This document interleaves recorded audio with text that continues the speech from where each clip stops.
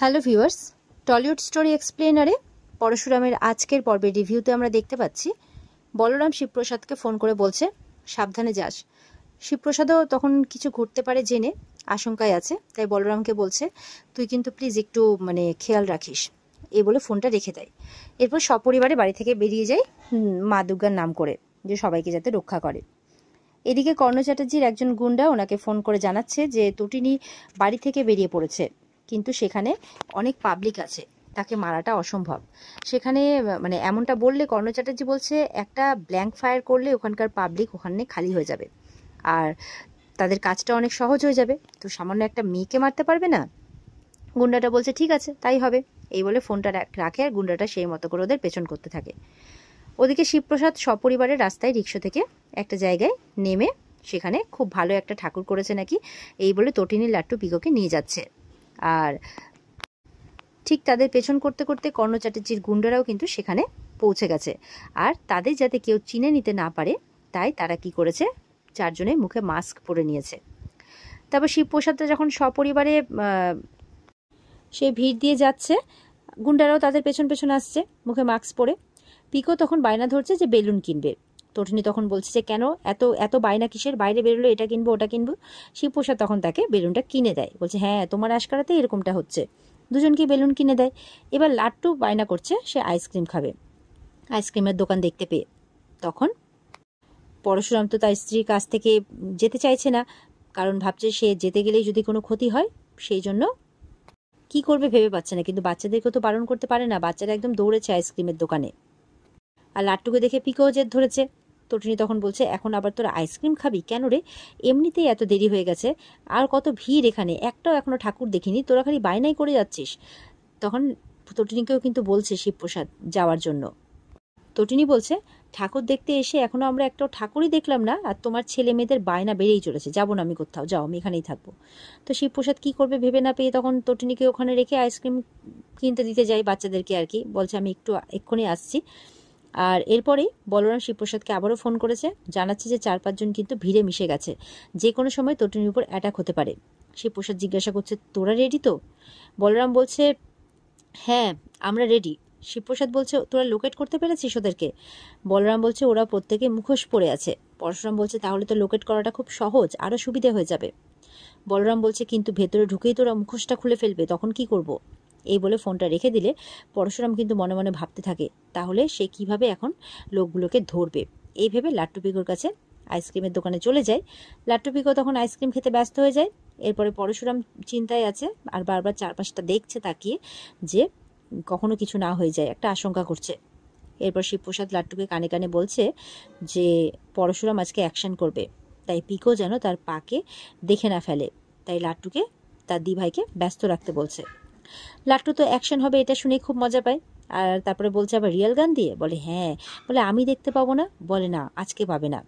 তো লাট্টু বলে ঠিক আছে, এবার পায়ের কথা মতো দিভাইয়ের সাথে গল্প করতে শুরু করে দেয় লাট্টু। ওদিকে দেখা যাচ্ছে একজন গুন্ডা তটিনীর সামনে এসে তার পথ আটকাচ্ছে। গুন্ডাটা তার মুখোশ খুলে ফেলে আর তটিনী তাকে জিজ্ঞাসা করছে কি হলো, আপনি এইভাবে আমার সামনে কেন এসে দাঁড়ালেন? গুন্ডাটা তখন তটিনীর গায়ে হাত তুললে তটিনী তার হাত ধরে ফেলে আর তাকে ধাক্কা মেরে মাটিতে ফেলে দেয়, কারণ তটিনীও তো একটু একটু অ্যাকশন জানে, দেখে সেটাই মনে হলো। আর এরপর ভয়ে শিবপ্রসাদ বলে ডাকে আর ভিড় ঠেলে সেখান থেকে পালাতে শুরু করে। এরপরে বলরাম, সৌরভ, মায়েরা কিন্তু তটিনীর চিৎকারটা শুনতে পায়, আর আওয়াজটা যেদিক থেকে আসছে সেদিকে তারা ছুটতে থাকে। আর ওদিকে তটিনী ভিড় ঠেলে কিন্তু তাড়াহুড়ো করে সেখান থেকে পালাচ্ছে, আর সেই 4-5 জন গুন্ডাও তার পেছন পেছন ধাওয়া করছে। কিছু দূর যেতেই তাদের একজন কিন্তু ভিড়ের মাঝে তটিনীকে শুট করে দেয়। তটিনীর গুলি লাগে আর তটিনী কিন্তু পড়ে যায়, পড়ে অজ্ঞান হয়ে যায়। ঠিক তখন শিবপ্রসাদ সেখানে আসে, এসে তটিনী বলে চিৎকার করে ওঠে। এরপর পরশুরাম কি করে, এক এক করে তাদের সবাইকে মারতে শুরু করে দেয়। আর যেই গুন্ডাটা গুলি চালিয়েছিল রেগে তাকে বেশ কয়েকটা শুট করে একদম মেরে ফেলে। শিবপ্রসাদ এরপর কাঁদতে শুরু করে আর তটিনীকে বলতে থাকে তোমার কিচ্ছু হবে না। লাট্টু পিকো সেখানে এসে হাউমাউ করে কাঁদতে থাকে তার মাম্মিকে দেখে। শিবপ্রসাদ তখন তাদেরকে বলছে কেঁদো না, কিচ্ছু হবে না, মাম্মির কিচ্ছু হবে না। এইভাবে কোনোভাবে সামলানোর চেষ্টা করে। আর স্পেশাল ব্রাঞ্চের সবাই তখন সেখানে এসে পড়ে, তাড়াতাড়ি অ্যাম্বুলেন্সের ব্যবস্থা করার চেষ্টা করে। শিবপ্রসাদ এরপর তটিনীকে হসপিটালে নিয়ে যেতে হবে বলে কোলে করে তুলে নিয়ে সেখান থেকে বেরিয়ে পড়ে। এদিকে কর্ণ চ্যাটার্জি সেই লোক তাকে ফোন করে জানায় যে তটিনীকে গুলি করে দেওয়া হয়েছে। কর্ণ চ্যাটার্জি বলছে তাহলে ভালোভাবে করেছো তো, কোথায় গুলিটা লেগেছে, মরবে তো? তো সাথে এটাও বলছে সমস্ত প্রমাণ কিন্তু লোপাট করে দিতে হবে যাতে তাকে কেউ সন্দেহ না করে। এরপর দেখা যাচ্ছে তটিনীকে হসপিটালে নিয়ে যাওয়া হচ্ছে, তাকে স্ট্রেচারে করে ওটিতে নিয়ে যাওয়া হচ্ছে। তাকে ঘিরে শিবপ্রসাদ, লাট্টু, পিকো, স্পেশাল ব্রাঞ্চের লোকেরা সবাই রয়েছে। পিকো তার পাকে বলছে, মাম্মি ঠিক হয়ে যাবে তো? আমি আমি কোনো লিপস্টিক, কোনো ব্লেজার, মানে ব্লাশার, কোনো মেকআপ কিছু ইউজ করব না, কিচ্ছু চাইবো না। আমার শুধু মাম্মিকে চাই। বলো না মাম্মি, ঠিক হয়ে যাবে তো পা? বলো না। তখন তার পা তাদেরকে বুঝিয়ে বলছে, কিচ্ছু হবে না, তোমাদের মাম্মি ঠিক হয়ে যাবে, একদম কিচ্ছু হবে না। এরপরে ডক্টর আসলে, মানে ডক্টর এসে জানায় যে ইমিডিয়েট অপারেশন করতে হবে, দিয়ে গুলিটা বের করতে হবে। সৌরভ তখন ডক্টরকে বলে, হ্যাঁ ওনাকে বাঁচাতেই হবে, উনি একজন উইটনেস। এখানে সৌরভ যেন ভুলেই গেছে যে ও যার ব্যাপারে কথা বলছে সে কিন্তু তাদের বসেরই স্ত্রী হয়। সবসময় যেন তাকে একটা উইটনেস, তাকে একজন ক্রিমিনাল, ক্রাইম করেছে, এই সমস্ত নজরে সে দেখছে। হ্যাঁ, ডিউটি হিসেবে ঠিকই আছে, কিন্তু সেই জায়গায় একবার পরশুরামের কথাটাও ভাবা উচিত ছিল, কারণ সবাই মিলে তারা একসঙ্গে কাজ করে, একসঙ্গে মিশনে নেমেছে। একটু রেসপেক্ট বোধহয় তারও থাকা উচিত ছিল। সৌরভ এরবার পরশুরামকে বলছে, আমি আগেই বলেছিলাম মুখোমুখি দাঁড়িয়ে জেরাটা করলে সব আগেই মিটে যেত, ওর গায়ে গুলি লাগতো না, আর তোকে এই দিনটা দেখতে হতো না। পরশুরাম তখন কিন্তু এমনি মন খারাপ, তার মধ্যে মানে চুপ করে আছে, আর সৌরভকে বলছে, মানে সৌরভের উপর রেগেও যায়, আর বলছে যে কোনোভাবে জাস্ট রাগটা কন্ট্রোল করেছে, আর বলছে সৌরভ লিমিটে থাক, লিমিটে থাক।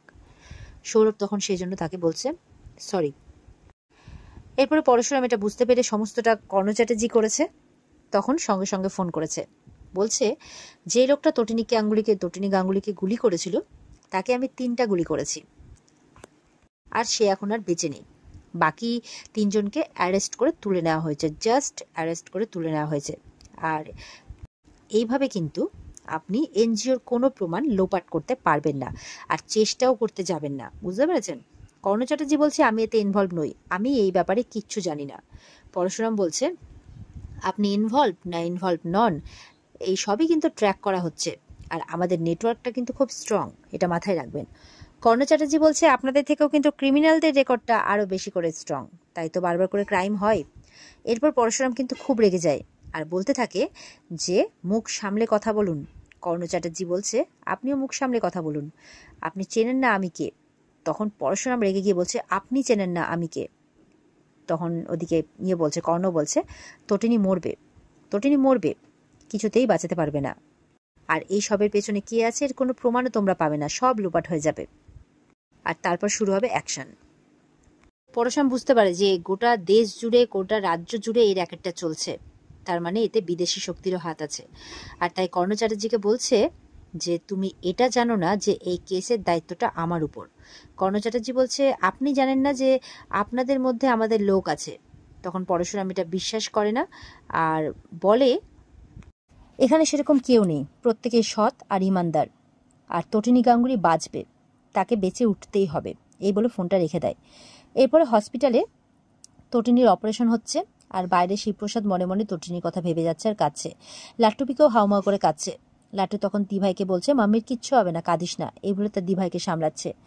এরপরে তার দিভাইয়ের হাতে তার মাম্মির ফোনটা দেখে বলে, এটা মাম্মির ফোন না, দিয়ে তো আমাকে একবার ভালো দিয়াকে ফোন করে জানাতে হবে। সেই মতো করে তখন ভালো দিয়াকে ফোন করে সবটা জানায়। তখন ভালো দিয়া কিন্তু ফার্স্টে তো বলছে, তোমরা ঠাকুর দেখতে বেরিয়েছো তো, কটা ঠাকুর দেখলে, এইভাবে বলছে। তখন লাট্টু কাঁদতে শুরু করলে তার দিয়া বলছে যে কাঁদছো কেন, কি হয়েছে? তখন লাট্টু বলছে, আমার মাম্মিকে কেউ রিয়েল গান দিয়ে ফায়ার করেছে, আর মাম্মি এখন হসপিটালে আছে, অপারেশন হবে। এটা শুনে কিন্তু তার ভালো দিয়া একদম অবাক হয়ে যায়, কাঁদতে কাঁদতে বলতে থাকে যে মানে তোমরা কোথায় আছো এখন, কোন হসপিটালে? তখন তো লাট্টু বলতে পারে না, এদিক ওদিক দেখে নামও দেখতে পাচ্ছে না। তখন একজন মেল নার্স যাচ্ছে, বলছে যে একটু বলে দেবেন এই ফোনে যে এই হসপিটালটার নাম কি। তখন উনি বলছেন, ঠিক আছে ফোনটা দাও, আমি বলে দিচ্ছি। এই বলে লাট্টু ফোনটা দিয়ে দেয়, আর সেই মতো করে উনি তার ভালো দিয়াকে সবটা বলে দেয়। আর এখানেই কিন্তু আজকের পর্ব শেষ হয়ে যায়। তো এই ছিল আজকের পর্বের রিভিউ। ভালো লেগে থাকলে কমেন্টে জানাবে, আর আমাদের সাথে জুড়তে চ্যানেলকে সাবস্ক্রাইব অবশ্যই করবে। দেখা হচ্ছে তোমাদের সাথে আগামীকালকে। সবাই খুব ভালো থাকবে। আজকের মতো পর্ব এই পর্যন্তই। টাটা।